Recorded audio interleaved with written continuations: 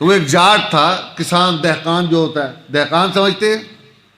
ہاں جی، کھیتی باڑی کرنے والا، ذمہ دار۔ وہ ایک جاٹ تھا، وہ اس کو ایک مرزائی مربی جو ہے نا، وہ مرزے کے متعلق اس نے کہنا شروع کیا۔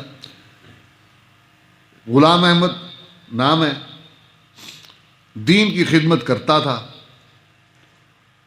اللہ نے پہلے اس کو مجدد بنایا، اس نے مزید خدمت کی، اللہ نے اس کو مسیح موعود بنایا، مزید خدمت کی، اللہ نے اسے نبی بنا دیا۔ اب وہ جاٹ آدمی تھا، زیادہ پڑھا لکھا تو تھا نہیں۔ اس نے کہا یار ایک بات بتا مجھے، یہ مرزے نے محمد کریم پر آنے والے دین کی خدمت کی، اس خدمت کی وجہ سے یہ نبی بن گیا؟ کہ ہاں ایسے ہی ہوا۔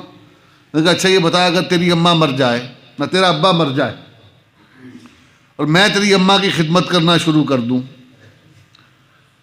میں خدمت کرتے کرتے کرتے کرتے تیرا ابا بن جاؤں گا؟ جاٹ تھا نا، اس نے تو اپنے جاٹوں والے انداز میں بات کی اس نے۔ ہاں جی، دیہاتی آدمی تھا وہ۔ اس نے کہا وہ منطق فلسفے کی کتاب بات تو مجھے آتی نہیں، وہ دیہاتیوں والی بات مجھے آتی ہے، اس کا جواب دے دے مجھے۔ اگر تو میں تیرا باپ بن جاؤں تو پھر تو ٹھیک ہے، اگر مجھے باپ نہیں مانتا تو امت کا باپ تبدیل ہم نہیں کر سکتے۔ نبی امت کا روحانی باپ ہوتا،